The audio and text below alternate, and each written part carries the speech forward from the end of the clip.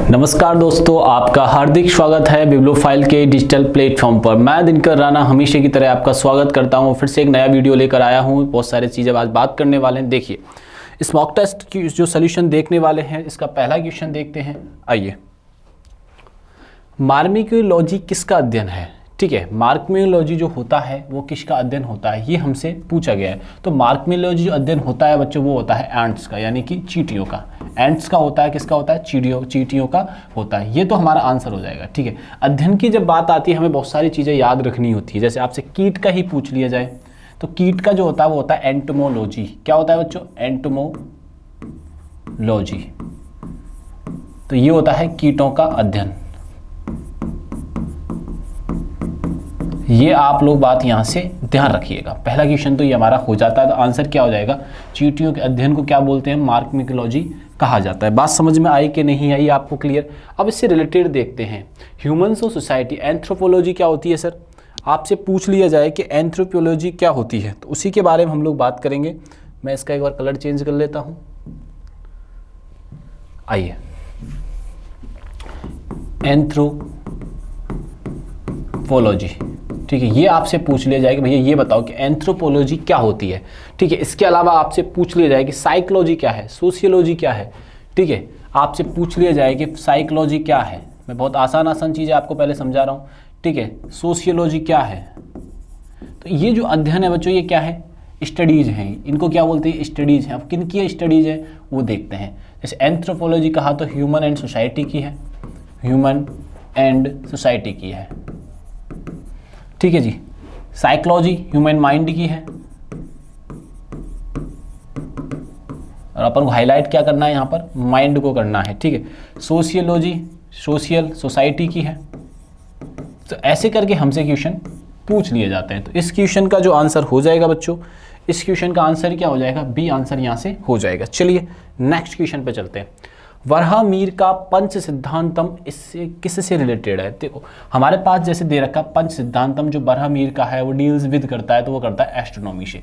किससे संबंध रखता है? खगोल विज्ञान से ये संबंध रखता है। ये तो हमारा हो गया आंसर। तो अगर पंच सिद्धांत की बात की है बच्चों, पंच सिद्धांत, ठीक है, किसके हैं? वराहमिहिर के हैं। ठीक है, अब इनके बारे में पूछा जा रहा है। ठीक है, तो आप हमसे जैसे कि आपसे पूछ ले कि सर 5 सिद्धांत कौन से हैं, आपसे पूछ ले कि 5 सिद्धांत कौन से हैं, तो आपको पता रहना चाहिए बच्चों। सूर्य, रोमन, सूर्य बोलते हैं, सूर्य, रोमन, पोलिसा, अगस्त्य। अब देखो, आप ये मत समझना कि अलग से है ये रोमन वाला। ठीक है ना, ये बात आप लोग यहां से ध्यान रखना।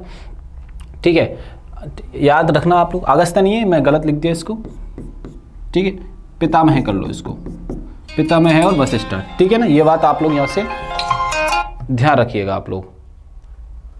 ठीक है ना, आप लोग यहाँ से ध्यान रखिएगा। पौलिशा, पितामह और वशिष्ठ। ये बात समझ में आई कि नहीं है? ये 5 तंत्र हमें यहाँ से याद रखने, पांचों के पांचों तंत्र हमें, यह सिद्धांत जो हैं, ठीक है, सूर्य, रोमन, पौलिशा, ठीक है, और वशिष्ठ और पितामह, सारे के सारे हमें याद रखने बच्चों। 5 खगोलीय ये सिद्धांत हैं। ठीक है, ये बात आप लोग यहाँ से ध्यान रखिएगा। आंसर क्लियर हुआ कि नहीं हुआ? तो आंसर हो जाएगा यहाँ से बी। प्लेरा किसका आवरण है? हमसे पूछा गया है कि प्लेरा किसका आवरण होता है। तो प्लेरा आवरण होता है लंग्स का। किसका आवरण होता है बच्चों? लंग्स का ये आवरण होता है। ये बात आप लोग यहाँ से ध्यान में रखिएगा। वॉइस क्लियर है ना? वॉइस का तो इश्यू नहीं है किसी बच्चे को? ठीक है भाई। प्लेरा किसका आवरण है बच्चों? ये लंग का है। अगर आपसे पूछ ले कि किडनी की स्टडी को क्या या किस इससे रिलेटेड क्या कहा जाता है, तो किडनी की जो रिलेटेड होती है उसे बोलते हैं नेफ्रो। क्या बोलते हैं बच्चों? Nephrology, nephrology. इसके डॉक्टर को बोला जाता है नेफ्रोलॉजिस्ट, नेफ्रोलॉजिस्ट। और इससे रिलेटेड जो कार्य किए जाते हैं वो, मतलब इससे रिलेटेड जो शब्दावली आती है उसको रीनल बोलते हैं हम लोग। ठीक है, जब कभी किडनी से फंक्शन की टेस्ट कराते हैं तो RFT बोलते हैं, यानी रीनल फंक्शन टेस्ट। हार्ट के क्या होता है बच्चों? कार्डियोलॉजी बोलते हैं। और कार्डियोलॉजिस्ट किसको बोलते हैं? डॉक्टर को। कार्डियोलॉजी इसको अध्ययन को बोलते हैं, और इसके डॉक्टर को क्या बोलते हैं? कार्डियोलॉजिस्ट। बात समझ में आई कि नहीं? लीवर के हेपेटाइटिस, हेपेटोलॉजी बोलते हैं, हेपेटोलॉजी। ये बात समझ में आई कि नहीं आई? तो ये सारी चीज़ें हमने याद रखनी है और हमारा यहाँ से आंसर जो हो जाएगा बच्चों, क्या हो जाएगा? सी आंसर हमारा यहाँ से हो जाएगा। क्लियर है? चलिए आगे बढ़ते हैं क्वेश्चन पर। वर्ष 1919 में स्थापित दृश्य कला में शिक्षा और अनुसंधान के लिए प्रख्यात संस्थान कला भवन किस राज्य में स्थित है बच्चों?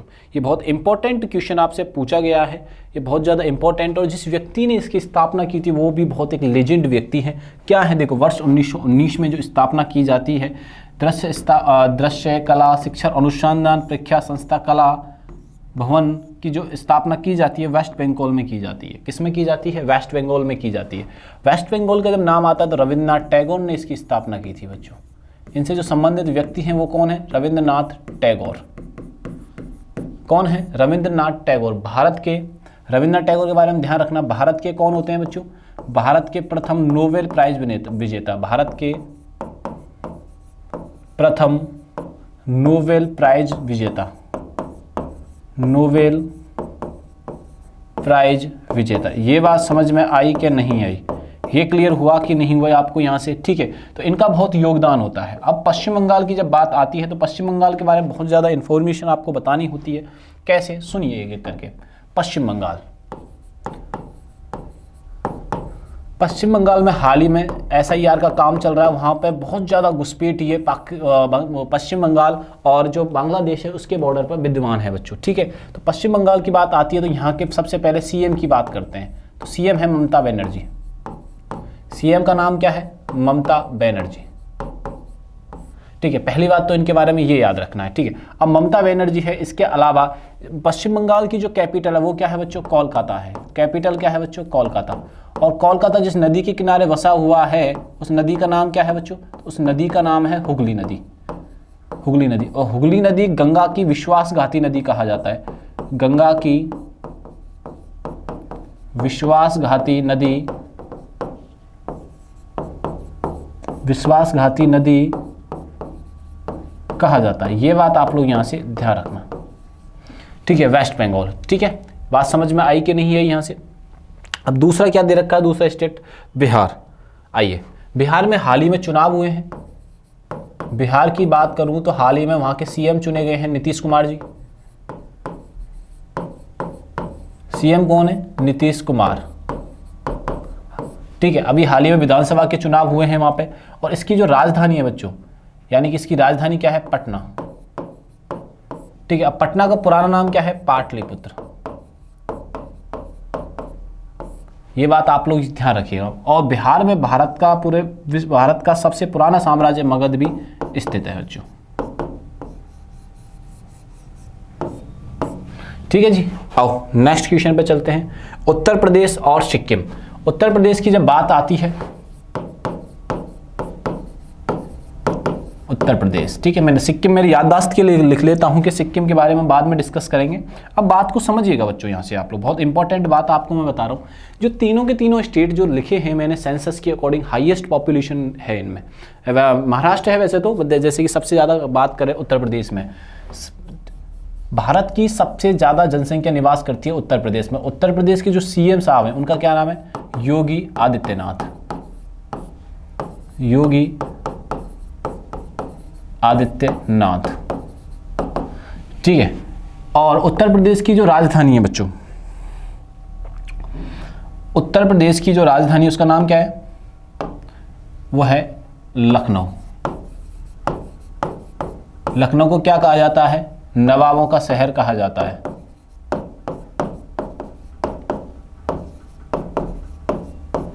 नवाबों का शहर कहा जाता है। ये बात आप लोग यहाँ से ध्यान में रखिएगा। चलिए आगे बढ़ते हैं। नवाबों का शहर कहा जाता है। और आपसे पूछ लिया जाए तो किस नदी किनारे है, तो ये गोमती नदी के किनारे पर है। ठीक है, ये बात ध्यान रखना। हाईएस्ट पॉपुलेशन जिस राज्य में निवास करती है,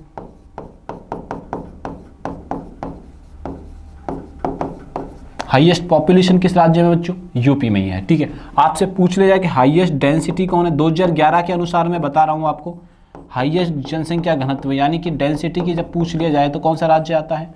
अपना बिहार आता है। ये बात आप लोग यहाँ से ध्यान में रखिएगा, ठीक है। नदियों का जो संगम होता है वो कहाँ पे होता है, पश्चिम बंगाल के अंदर होता है। तो ये बेसिक इन्फॉर्मेशन हमें यहाँ से याद रखनी है।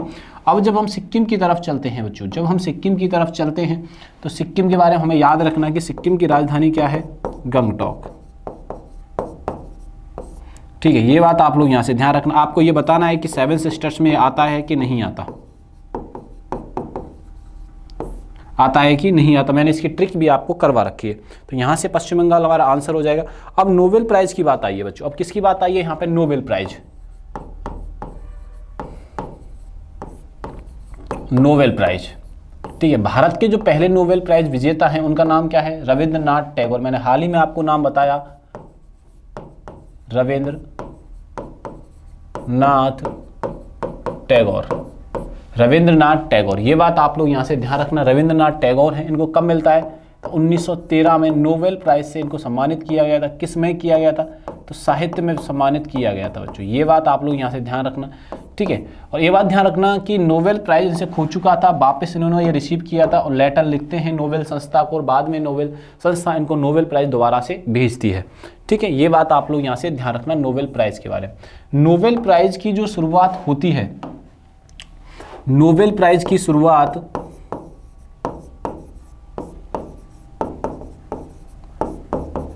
प्राइज की शुरुआत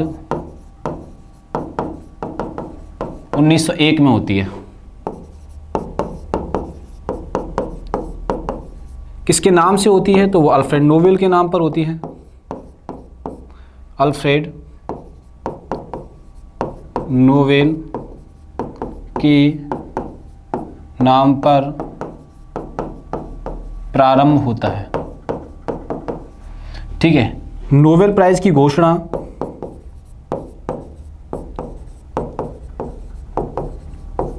क्या दिए जाते हैं, दिया जाना 10 दिसंबर। ये बात आप लोग यहाँ से ध्यान रखना, ये सारी इंफॉर्मेशन आपको यहाँ से ध्यान रखनी है, ठीक है। तो कौन कौन से सेक्टर्स होते हैं, जैसे फिजिक्स में दिया जाता है, केमिस्ट्री में दिया जाता है, बायोलॉजी में दिया जाता है, फिजिक्स हो गया, केमिस्ट्री हो गया, बायोलॉजी हो गया। बायोलॉजी के अलावा इकोनॉमिक्स में दिया जाता है, पीस में दिया जाता है और लिटरेचर में दिया जाता है। न्यूएस्ट जो नोबेल प्राइज है इकोनॉमिक्स का है, न्यूएस्ट नोबेल प्राइज। न्यूएस्ट की बात की जाए तो न्यूएस्ट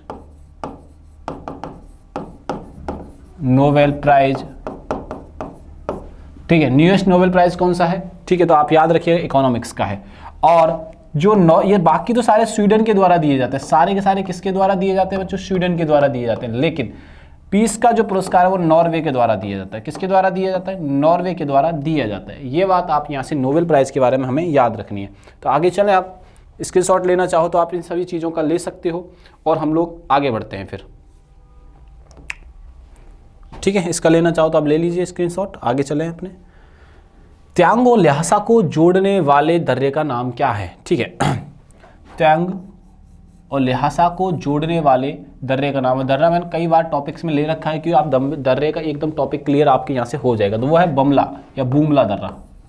कौन सा दर्रा है, बूमला दर्रा, ठीक है। आपसे पूछे कि चनकन दर्रा किस किस को मिलाता है, हपुनगन दर्रा किसको मिलाता है और कुमंज बंग दर्रा किसको मिलाता है। ये बात बहुत इंपॉर्टेंट हो जाती है, तो आपको सारे याद रखने, ठीक है। चंकन जो दर्रा है वो म्यांमार और अरुणाचल प्रदेश को जोड़ने का काम करता है।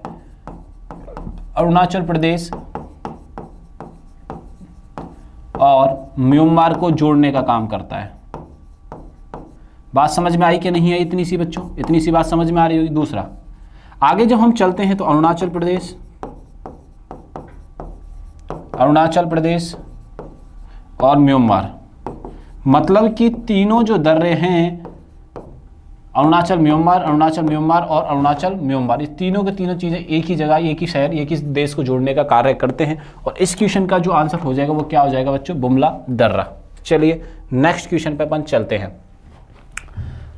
किस राज्य के स्थानीय शिल्पकारों और पौष मेले में अपने लोक नृत्य, संगीत, भोजन और संस्कृति को प्रदर्शित करते हुए देखा जा सकता है, ठीक है। पौष मेला की बात की है, पौष मेला की जब बात की है तो किस राज्य से ये रिलेटेड है, तो ये है पश्चिम बंगाल से रिलेटेड है। किससे रिलेटेड है बच्चों, पश्चिम बंगाल से ये रिलेटेड है। इसमें किया क्या जाता है, स्थानीय शिल्पकारों को पोष मेले में अपने लोक नृत्य, संगीत, भोजन और संस्कृति को प्रदर्शित करने का कार्य किया जाता है। ये बात आप लोग यहाँ से ध्यान में रखिएगा। तो आंसर इज बी, ठीक है, पश्चिम बंगाल।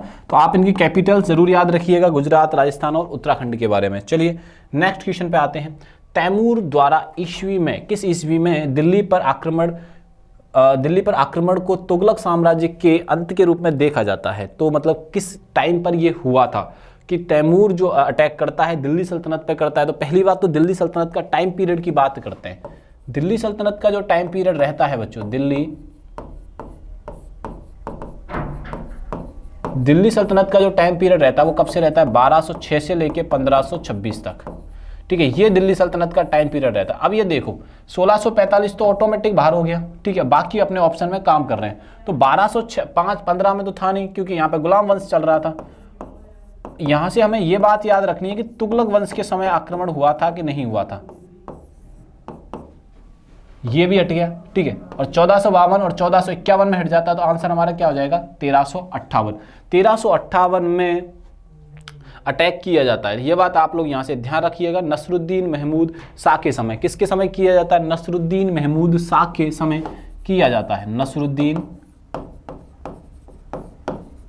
महमूद शाह के दिल्ली, कौन राजा होता है उस समय पर? सुल्तान जो होता है नसरुद्दीन महमूद शाह होता है दिल्ली का।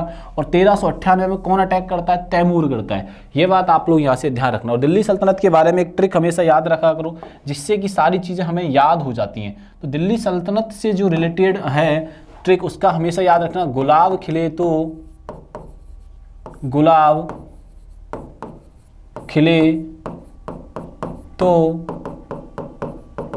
सांस लो, ठीक है। इसका टाइम पीरियड हमेशा याद रखना, 1206 से लेकर 1526। बात समझ में आई कि नहीं आई? इतनी सी बात समझ में आई कि नहीं आई, ठीक है। और गुलाब खिले तो अगेन मैं बता रहा हूं, गुलाब से हमें याद रखना है, गुलाब इक्वल्स टू गुलाम वंश, ठीक है, गुलाम वंश लिखिए इसको। खिले से याद रखना है खिलजी,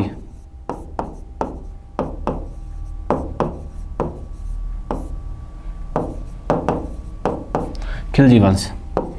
तो से याद रखना है तुगलक वंश,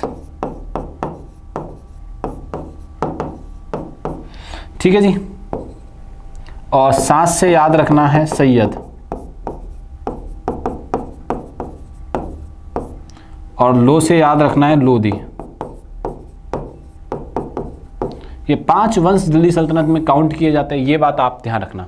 सर्वाधिक समय, जो सबसे कम समय जो व्यतीत किया दिल्ली सल्तनत, और दिल्ली सल्तनत में खिलजी वंश ने किया था, लोवेस्ट टाइम मिनिमम, और हाईएस्ट तुगलक। ये बात आप लोग यहां से ध्यान रखिएगा। तो आंसर आ गया हमारा, क्लियर हो गया। चलिए आगे बढ़ते हैं। अलाउद्दीन खिलजी के शासनकाल में निम्नलिखित में से कौन राज्यपाल था? तो हमसे पूछा गया है कि अलाउद्दीन, यानी अलाउद्दीन है, इसको ध्यान रखना, अलाउद्दीन खिलजी के समय शासनकाल में निम्नलिखित में से राज्यपाल हुआ करता था। ये हमसे पूछा जा रहा है बच्चों, ये हमसे क्या क्वेश्चन पूछा जा रहा था। जलालुद्दीन खिलजी ने तो खिलजी वंश की स्थापना की। शमसुद्दीन इल्तुतमिश तो पहले हो चुका था, ठीक है, इल्तुतमिश जो रखता है, ठीक है, वो अलग राजवंश से रखता है। गयासुद्दीन तुगलक और नसरुद्दीन तुगलक। अब एक बात ध्यान रखने वाली बात है, जैसे हमने पिछले वाले क्वेश्चन में किया था गुलाम, तो गुलाम के बाद कौन आया? खिलजी। मतलब कि इसके बाद वाले वंश की तो शामिल हुए होंगे इसमें। आप समझ पा रहे हैं कि नहीं समझ पा रहे हैं आप? ठीक है सॉरी, कि बाद वाले तो ही शामिल हुए होंगे इसमें, ठीक है। तो ये गुलाम का तो ऑटोमेटिक यहाँ से हट ही जाता है। तो इसके बाद देखिए तो तुगलक वंश से रिलेटेड हो सकते हैं। तो आइए देखते हैं। गयासुद्दीन तुगलक जो तुगलक वंश की स्थापना करता है, वो अलाउद्दीन खिलजी के शासनकाल में क्या होता है? वो राज्यपाल यानी कि गवर्नर होता है। ये बात ध्यान रखना। गयासुद्दीन तुगलक को खिज्र खां भी कहा जाता था, नहीं गाजी मलिक, खिज्र खां नहीं, खिज्र ये तो अलग हो जाएगा। गाजी मलिक क्या कहा जाता था? गाजी मलिक कहा जाता था। ये सारी इंफॉर्मेशन हमें यहां से याद रखनी है। चलिए हमारा आंसर हो गया Ghiyasuddin Tughlaq. TV remote control के सिद्धांत पर कार्य करता है। जैसे कि मैं अभी काम कर रहा हूं तो ये है, या गाँव में आपने देखा हो या घरों में अपने देखते हैं कि हम टीवी के रिमोट से जब चैनल टीवी का बदल रहे होते हैं तो उसमें जो टीवी का रिमोट यानी कि रिमोट और टीवी किस माध्यम से कनेक्ट हो पाते हैं, तो वो माध्यम होता है अल्ट्रासोनिक, लेजर तकनीक है, ब्लूटूथ तकनीक है। वो तकनीक कौन सी होती है? इंफ्रारेड तरंगें होती हैं। किससी होती हैं? इंफ्रारेड वेव्स होती हैं, ठीक है ना। सैयद राजवंश की स्थापना किसने की थी? लो भैया, दिल्ली सल्तनत सैयद आ चुका है और सैयद वंश की स्थापना खिज्र खां ने की थी। किसने की थी बच्चों? खिज्र खां करते हैं। ये बात आप लोग यहाँ से ध्यान रखना। अब दिल्ली सल्तनत आपका कंप्लीट होता है और लगभग जितने शासन में आए लोग, सारे इंपॉर्टेंट चीज़ें मैंने आपको बता दी हैं। ये बात आप लोग यहाँ से ध्यान रखना, ये बात आप लोग यहाँ से ध्यान रखना, बहुत इंपॉर्टेंट बात है, ठीक है जी। आओ नेक्स्ट क्वेश्चन पे अपन चलते हैं। बाजार अवधि में जल्दी खराब होने वाली वस्तु के मामले में मूल्य निर्धारण प्रभावित होता है उसकी डिमांड को लेकर, ठीक है। एक बात ध्यान रखना, अब बाजार है, कोई आप दूध लेके आए, मिल्क की बात कर ले कि दूध एक खराब होने वाली चीज है, जल्दी खराब होने वाली वस्तु के मामले में मूल्य निर्धारण प्रभावित जो करता है वो मांग पर डिपेंड करता है। किस पर डिपेंड करता है बच्चों? डिमांड पर आप इसलिए अप्लाई होता है। तो आंसर क्या हो जाएगा? मांग से। आंसर क्या हो जाएगा 36 का बच्चों? ए, यानी कि मांग से। ये बात आप लोग यहां से ध्यान में रखिएगा। चलें आगे, चलिए। निम्नलिखित में किस दर्रे को जम्मू और श्रीनगर को जोड़ने वाले गेटवे के रूप में जाना जाता है? तो बनिहाल दर्रे को जाना जाता है। किस दर्रे को जाना जाता है? बनिहाल दर्रा क्या करता है बच्चों? गेटवे और जम्मू एंड कश्मीर श्रीनगर को जोड़ने का कार्य करता है। ये बात आप लोग यहां से ध्यान रखना। हिमाचल प्रदेश का एक बड़ा पर्यटक आकर्षक स्थल है, ठीक है, नियर ऑफ मनाली रोहतांग दर्रा। कौन सा दर्रा है बच्चों? रोहतांग दर्रा है। ये बात भी आपको यहां से ध्यान रखना। कौन सा दर्रा है? रोहतांग दर्रा है। ये बात आप लोग यहां से ध्यान रखिएगा।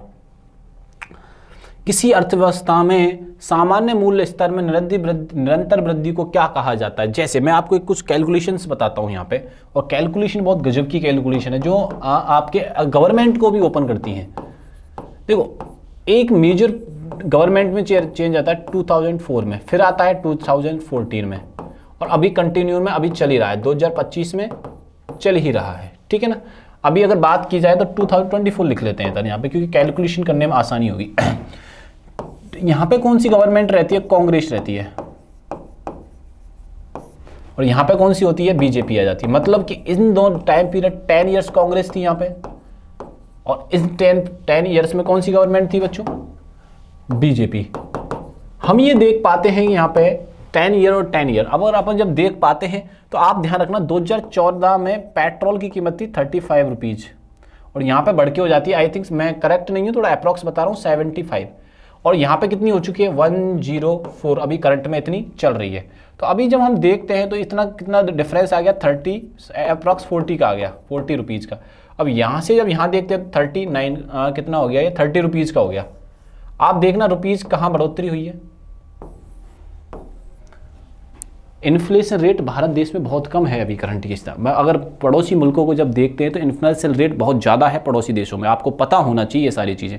पड़ोसी देशों में बहुत ज़्यादा इन्फ्लेशन रेट है। पाकिस्तान ले लीजिए, म्यांमार ले लीजिए, श्रीलंका ले लीजिए, आप कोई भी एक देश ले लीजिए, वहाँ पे इन्फ्लेशन रेट बहुत ज़्यादा है कंपैरिजन टू अवर इंडिया, ठीक है।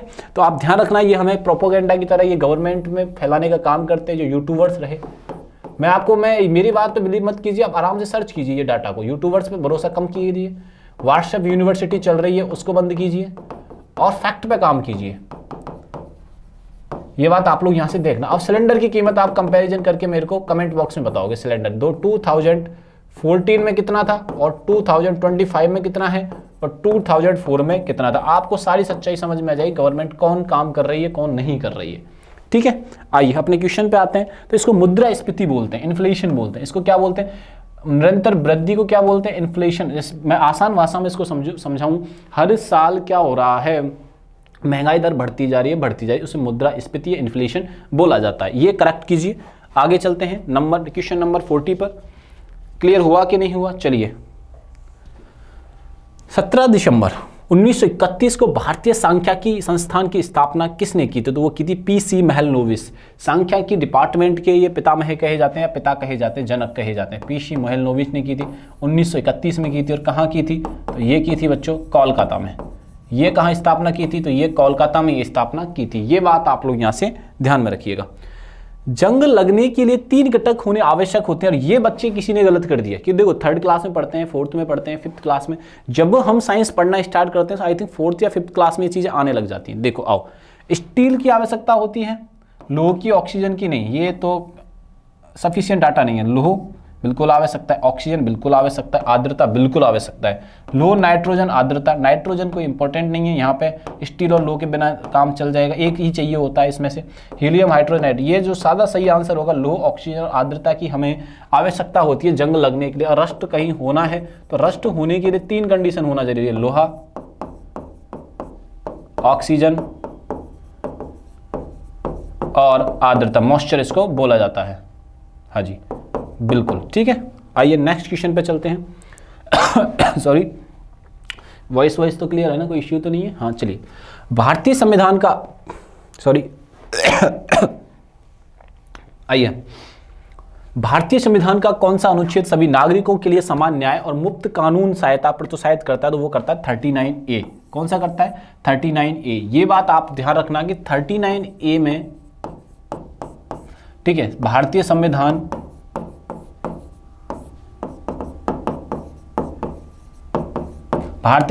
समान न्याय, मुफ्त कानून सहायता देने का वादा करता है, प्रोत्साहन देता है। ये बात आप लोग ध्यान रखना। ये जो अमेंडमेंट हुआ था बहुत इंपॉर्टेंट है, ये निःशुल्क कानून का 1972 में हुआ था। कब हुआ था बच्चों? 1972 में हुआ था, और इसे ही 42वां संशोधन बोला जाता है।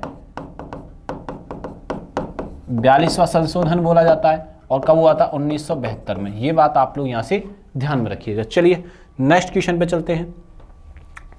निम्नलिखित में से किस राज्य में माधवपुर मेला मनाया जाता है? तो माधवपुर मेला जो लगता है वो गुजरात में लगता है। कहां पे लगता है? ये गुजरात में लगता है। ये बात आप लोग ध्यान रखना।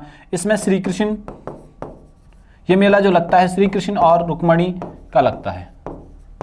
श्री कृष्ण की वाइफ थी रुक्मणी, उनका आप यहां से याद रखिएगा।